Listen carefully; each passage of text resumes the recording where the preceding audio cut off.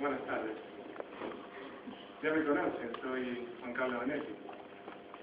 Me pidieron que hablara de este cuento de un señor educado y pasó una mala noche, pero aquí estoy, en un ambiente muy director. Antes de todo,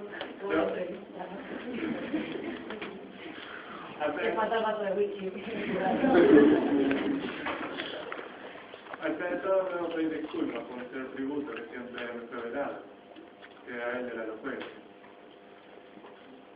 Este cuento fue escrito y publicado en 1941, cuando me dedicaba al periodismo, sobre todo. Así pues, fue mi última obra antes de mi dedicación, que se tributa al periodismo, y en la que, debido a mi pereza, dejé a un lado lo literario. Y era un cuento, el único género literario que he hecho junto a la novela, y que ha conocido su esplendor en un boom latinoamericano por el que pasado. Bien. Ahora la pregunta sería, ¿qué les voy a explicar del cuento? Tampoco, porque yo sabía un poco de él. Solo les podré contar qué nos ocupaba a la hora de escribirlo. Digamos que, mirando el texto del ley, atrayendo un poco la idea, podemos hablar de 4 temas, interrelacionados y que dan sentido global, que mostraré de manera mínima. Sueños, deseos, arte y vida. El sueño, quién sabe si ha provocado por un deseo, desemboca en un deseo de revivir la emoción producida. Esto se hace mediante el arte, en el teatro, y la representación del sueño, la resurrección del deseo, desemboca en la muerte. En cuanto a la construcción, a la escritura del cuento, digamos que hay unos temas en los que ustedes ya se han fijado y que algunos practicarse desde el título. Sí, el tema principal es el sueño, pero no un sueño sin más, sino realizado, satisfecho. Tenemos pues dos elementos, el sueño y el deseo. Y un tercero que necesariamente derivaría de estas dos, la mujer, la loca, para que era el nombre personal. Y unido todo por el hilo conductor del dinero. Contemos pues mi visión personal de esta narración. El cuento comienza a tener razón de ser con el sueño. Solo entonces van cobrando vida a los personajes a medida que lo van contando. La soñadora es una mujer con una profundidad inalcanzable para los demás. Esta loca, cualidad quizá de todo soñador, desea revivir la emoción producida por un sueño de juventud. Y ahora lo quiere rehacer. Lo que había visto en su literatura eran mujeres que satisfacían tan masculinas. Pero aquí no ocurre así. Quería aproximarme a la insondable, digamos, figura femenina. Su deseo se cumple tras pasar por casa. Sí, esta señora cumple su sueño. El dinero. Bien saben ustedes que el dinero es el mayor manantial de sueños en nuestro tiempo. No me gustaría hablar categóricamente, pero me parece el único. Si pensamos en el amor, pensamos en poder regalarle, poder aceptar a cualquier cosa. Si pensamos en la salud, pensamos en el mejor hospital, que por supuesto es privado. Si pensamos en la educación, pensamos en la mejor escuela, universidad, que no puede ser privada. Y así todo. Pero, sobre todo, el dinero es imaginación, es sueño. Como saben, esa narración, la narración lleva a la literatura, al arte. La compañía, o lo que queda de ella, se plantea el sueño y obvia la locura de la representación, así es al menos, porque necesita ese dinero para viajar a Buenos Aires. En el tiempo de composición de la obra, yo vivía a caballo, entre Buenos Aires y Montevideo, y me movía entre ellas siempre que pudiera económicamente. Como también saben, la mujer es efectiva a la fantasía con una farsa de representación teatral, en la que los lectores me parecía importante que estuvieran entre el público, como el narrador. Poco mal esto de explicar.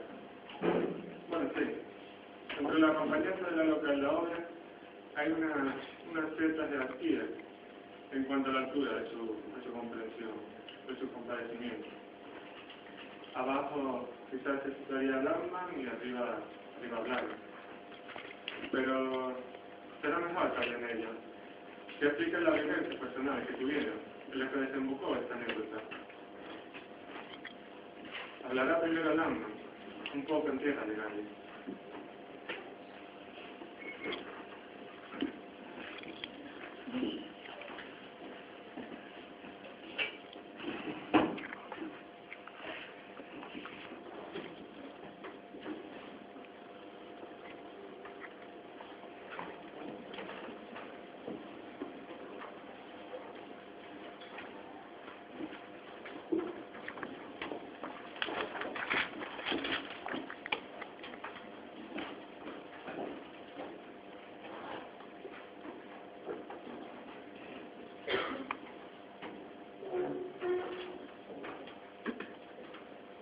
Siempre he sabido y he sido consciente de que mi trayectoria como director teatral fue precaria. Siempre he sido un director provincial. La ganancia que iba cosechando la iba perdiendo al poco tiempo. Y ahora aquí me veis en esta biblioteca de asilo arruinados por el teatro. Si bien nunca llegué a satisfacer mis inquietudes artísticas, fui personaje en una historia que me marcó para siempre y que ahora quiero que conozcáis. Me encontraba sentado en el diván de un hotel, esperando a una mujer que me había propuesto hablar sobre una idea que tuvo de hacer una obra de teatro. Cuando entró, lo primero que me fijé fue en su forma de vestir. Vestía con ropa de una época anterior. También me fijé en su sonrisa, y más aún en sus dientecillos que parecían ignorar la cercana muerte que le acechaba. Bien, pues tras desarrollar su idea y decirme el nombre de la obra, un sueño realizado, comprendí que estaba loca y comencé a poner excusas para intentar quitármela de encima. Volvió a dirigirme la palabra para decirme que era una obra sin acto y sin argumento. Entonces pensé en plan, un actor de mi compañía, y recordé los tiempos en que venía a mi despacho, cuando lo tenía, y no al café, y permanecía quieto apoyado sobre el escritorio, y aquella cabeza pintada, con ojos oscuros que no podía sostener la atención por un minuto, se iban apagando enseguida, como si estuviera a punto de morir. O si recordara algún momento de su vida limpio y sentimental, que sin duda jamás había podido tener. Pensé en él, decía, porque al mirar a la loca, sentí de ella lo mismo que cuando lo miraba él. Algo de pena, pero sobre todo burla y antipatía. Entonces fue cuando me explicó que no había público, solo los actores, ella y yo, y que me pagaría 100 pesos. Yo, que era hombre necesitado de plata, empecé a interesarme por el proyecto mientras guardaba el adelanto de 50 pesos en mi bolsillo. Blanes tuvo una reacción parecida a la mía cuando fui a reunirme con él, para explicarle mi encuentro con la extraña mujer, y tras esperar a que se duchara, se afeitara y encendiera un cigarrillo, comenzamos a hablar. Fue algo parecido, digo, porque al principio se negó, y además se burló de mí diciendo que iba a engañarme y que era verdad. Pero todo cambió cuando el dinero salió a cena, y le dije que la mitad del pago sería para él. Entonces accedió.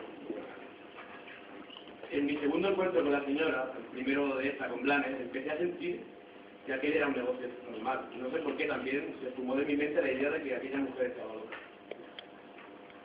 Lo interesante de aquel encuentro fue la unión que percibí entre Blanes y la mujer. Ella se lo contaba todo a él, pero al ser el actor principal de mi compañía, no le di mayor importancia. Además, la idea de la mujer era fácil de representar, así que no hubo problema.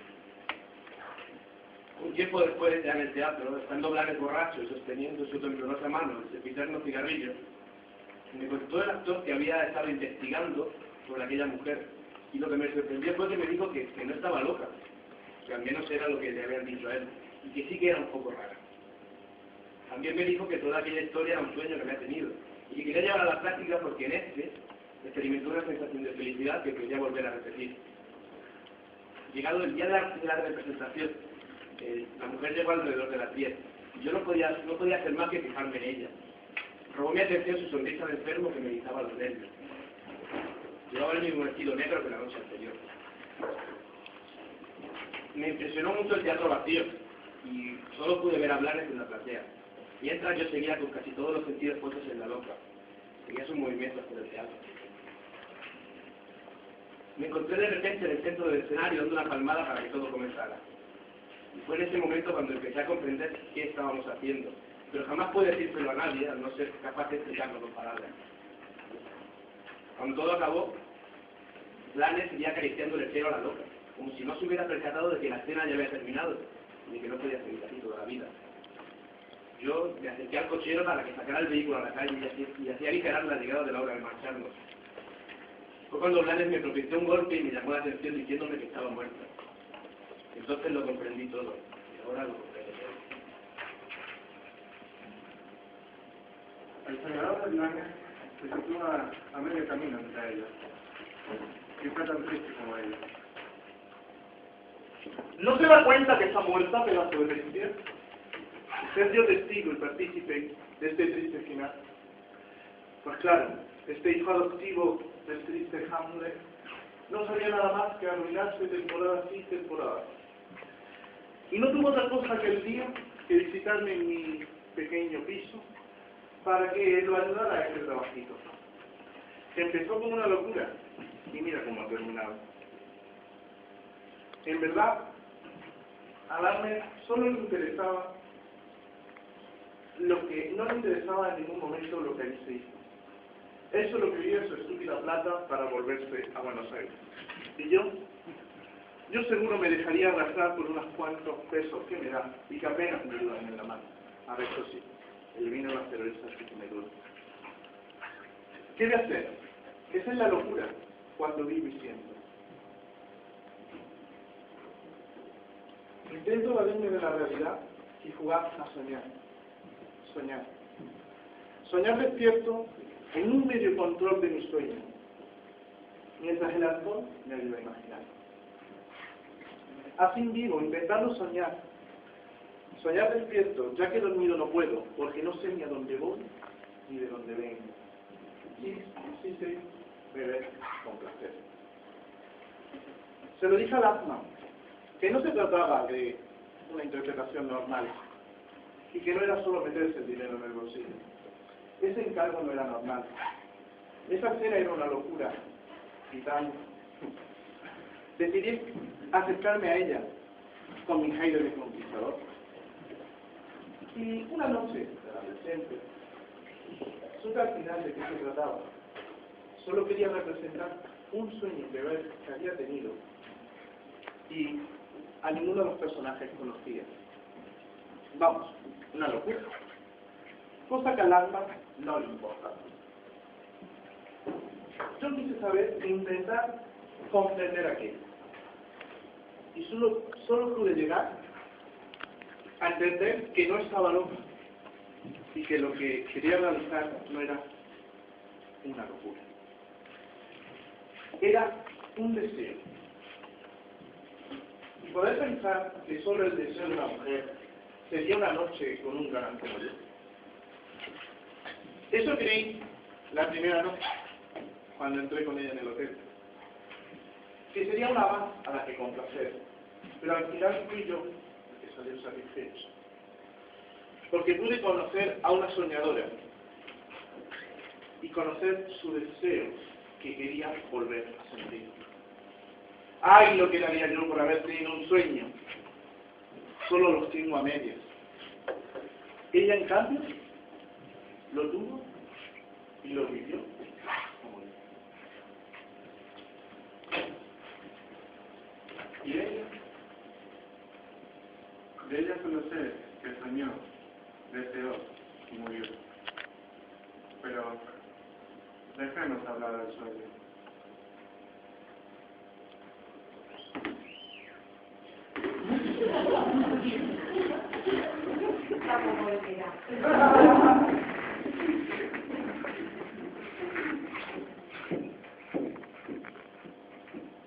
Yo no estoy loca, y no lo he estado nunca, ni antes de soñar ni después, ni antes de morir ni después. Dijeron siempre que era rara, solo porque fui capaz de soñar e imaginar.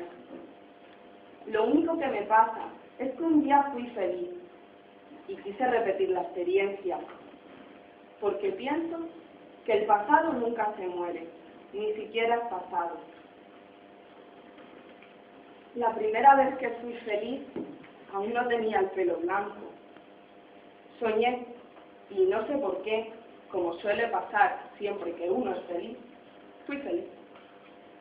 Era para mí necesario repetir la experiencia, pero como no estoy loca, y aún puedo discernir, quise que se diera la vigilia. Quise esto porque no puedo controlar el sueño y se me hacía imposible la réplica exacta de mi felicidad estando dormida. A partir de entonces, adopté la actitud que me había observado en el sueño y me moví por lugares que pudieran asemejarse. No sirvió de nada. Aunque se me iba blanqueando el pelo, era consciente de que el tiempo no pasaba por mí, porque me había detenido en el instante de felicidad y el único sentimiento que me dominaba era el deseo, la necesidad vital de ver realizado mi sueño. Porque en realidad, mi sueño más profundo, el que subyacía detrás de todo eso, era morir feliz. A mí, de familia acomodada, me habían inculcado la necesidad de tener una vida provechosa que desembocara en una muerte feliz. Por tanto, bajo mi punto de vista, no podía haber vida más provechosa que la que directamente se proyectara en ese final. Como no estoy loca, supe que para realizar mi sueño necesitaría dinero.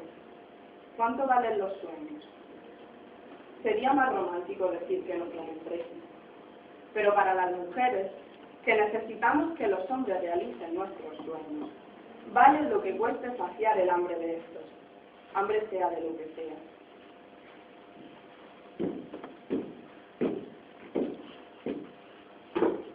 Mi encuentro con Langman fue difícil, porque él no quiso comprender.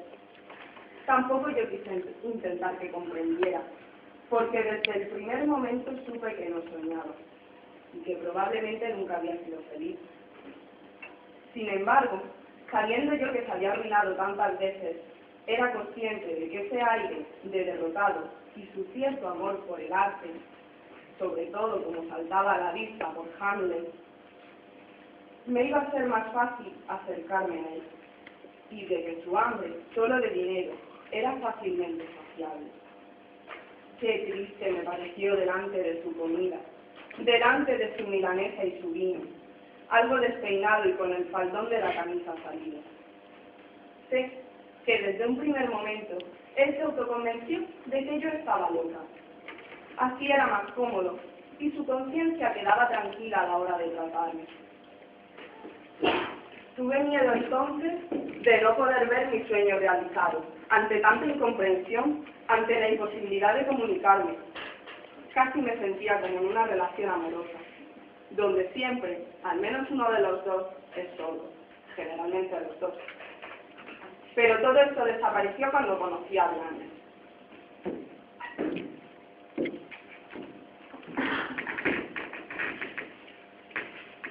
Blanes por lo menos intentaba soñar. Ponía todo su empeño en soñar y en ser feliz, incluso en la vigilia. Por eso se emborrachaba continuamente, permanentemente borracho, para deformar fácilmente la realidad como si fuera de plastilina. También tenía hambre de dinero, tenía sed y tenía más hambre. Para él, el teatro era como un amante, y total, a esas alturas, yo ya no era pura. Así que las hacía todas con el propósito de que me comprendiera, de realizar mi sueño y de morir feliz. En realidad, nunca me comprendió, pero me compadeció. Padeció y sintió conmigo aunque no sintiese lo mismo que yo. No era un mal hombre, solo estaba perdido. Blanes fue quien trajo a la Rivas. Era tan pobre por dentro y por fuera, lo vi en sus aires de grandeza. Quería ser la protagonista de un sueño que no era suyo. Hasta para soñar se necesita dinero.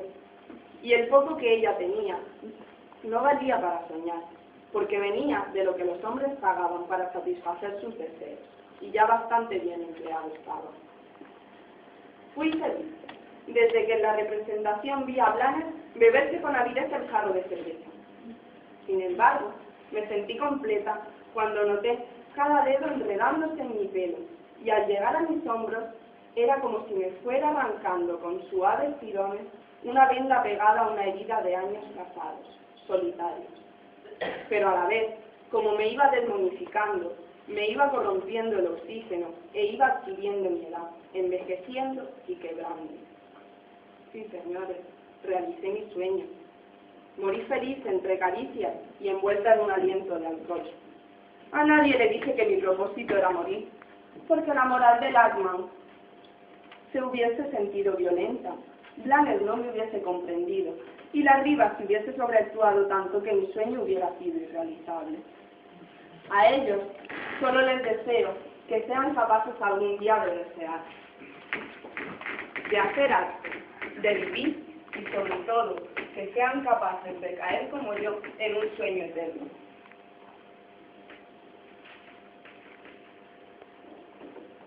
La loca muere.